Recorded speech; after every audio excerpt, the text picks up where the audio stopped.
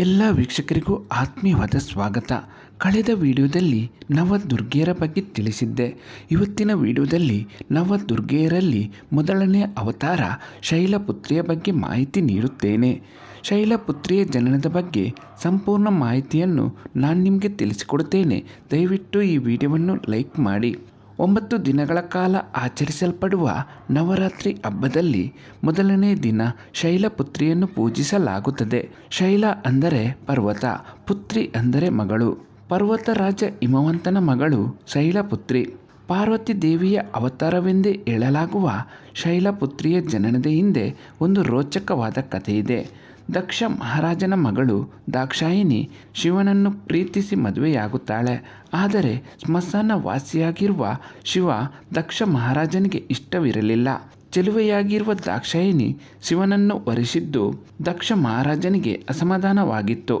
ಒಂದು ಬಾರಿ ದಕ್ಷ ಮಹಾರಾಜ ದೊಡ್ಡ ಯಾಗವೊಂದನ್ನು ಮಾಡುತ್ತಾನೆ. ಅಳಿಯ ಹಾಗೂ ಮಗಳನ್ನು ಬಿಟ್ಟು ಉಳಿದ ಎಲ್ಲರನ್ನೂ ಆ ಯಾಗಕ್ಕೆ ಆಹ್ವಾನ ನೀಡಿ ಶಿವನಿಗೆ ಅವಮಾನ ಮಾಡಿದ್ದ. ಆದರೆ ದಾಕ್ಷಾಯಿಣಿ ತಂದೆ ಕರೆಯದಿದ್ದರೂ ಸಹ ಆ ಯಾಗಕ್ಕೆ ಹೋಗುತ್ತಾಳೆ. ಆಹ್ವಾನ ಇಲ್ಲದೆ ಬಂದ ಮಗಳನ್ನು ಎಲ್ಲರ ಎದುರಲ್ಲಿ ಅವಮಾನ ಮಾಡಿ ಶಿವನನ್ನು ಕೂಡ ಎಲ್ಲರ ಎದುರಲ್ಲಿ ಅಪಹಾಸ್ಯ ಮಾಡುತ್ತಾನೆ. ತನ್ನ ಪತಿಗೆ ಆದ ಅವಮಾನವನ್ನು ಸಹಿಸಲಾರದೆ ದಾಕ್ಷಾಯಿಣಿ ಯಜ್ಞಕುಂಡಕ್ಕೆ ಹಾರಿ ತನ್ನ ಪ್ರಾಣ ತ್ಯಾಗ ಮಾಡುತ್ತಾಳೆ. ಅನಂತರ ಮುಂದಿನ ಜನ್ಮದಲ್ಲಿ ಹಿಮವಂತನ ಮಗಳಾಗಿ ಜನಿಸಿ ಶೈಲಪುತ್ರಿ ಎನ್ನುವ ಹೆಸರು ಪಡೆದು ಶಿವನನ್ನು ತಪಸ್ಸು ಮಾಡಿ ಒಲಿಸಿಕೊಂಡು ಮತ್ತೊಮ್ಮೆ ಶಿವನ ಪತ್ನಿಯಾಗಿ ಸತಿದೇವಿಯಾಗುತ್ತಾಳೆ.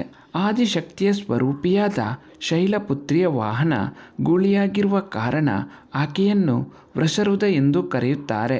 ಶ್ವೇತ ವಸ್ತ್ರಧಾರಿಯಾಗಿರುವ ಶೈಲಪುತ್ರಿ ಮಲ್ಲಿಗೆ ಪ್ರಿಯಳಾಗಿದ್ದು ಕೈಯಲ್ಲಿ ತ್ರಿಶೂಲವನ್ನು ಹಿಡಿದಿರುತ್ತಾಳೆ. ಪರ್ವತರಾಜನ ಮಗಳಾಗಿ ಜನಿಸಿರುವ ಆಕೆ ಪ್ರಕೃತಿಯನ್ನು ಪ್ರೀತಿಸಬೇಕೆನ್ನುವ ಅರ್ಥ ನೀಡುತ್ತಾಳೆ. ಶ್ವೇತ ವಸ್ತ್ರ ಧರಿಸಿರುವ ಕಾರಣ ಶಾಂತಿ ಪ್ರಿಯಳೆನ್ನುವ ಸಂದೇಶವನ್ನು ನೀಡುತ್ತಾಳೆ. ಒಂದು ಕೈಯಲ್ಲಿರುವ ತಾವರೆ ಹೂವು ತಾಳ್ಮೆ ಹಾಗೂ ವಿನಯತೆಯನ್ನು ಸೂಚಿಸಿದರೆ ಮತ್ತೊಂದು ಕೈಯಲ್ಲಿರುವ ತ್ರಿಶೂಲ ದುಷ್ಟತನದ ನಾಶಕ್ಕಾಗಿ ಜನಿಸಿರುವ ಸಂಕೇತವನ್ನು ನೀಡುತ್ತಾಳೆ. ಗೂಳಿಯನ್ನು ವಾಹನವನ್ನಾಗಿ ಮಾಡಿರುವ ಮೂಲಕ ಮೂಕ ಪ್ರಾಣಿಗಳನ್ನು ಪ್ರೀತಿಸಬೇಕೆನ್ನುವ ಸಂದೇಶವನ್ನು ನೀಡುತ್ತಾಳೆ. ಶೈಲಪುತ್ರಿ ದೇವಿಯ ಈ ಮಾಹಿತಿ ಇಷ್ಟವಾದಲ್ಲಿ ದಯವಿಟ್ಟು ಈ ವಿಡಿಯೋವನ್ನು ಲೈಕ್ ಮಾಡಿ. ಮುಂದಿನ ವಿಡಿಯೋದಲ್ಲಿ ದುರ್ಗೆಯ ಎರಡನೇ ಅವತಾರ ಬ್ರಹ್ಮಚಾರಿಣಿ ದೇವಿಯ ಜನನದ ಮಾಹಿತಿಯನ್ನು ನೀಡುತ್ತೇನೆ. ದಯವಿಟ್ಟು ನಮ್ಮ ಚಾನಲನ್ನು ಸಬ್ಸ್ಕ್ರೈಬ್ ಮಾಡಿ. ಎಲ್ಲ ವೀಕ್ಷಕರಿಗೂ ಧನ್ಯವಾದಗಳು.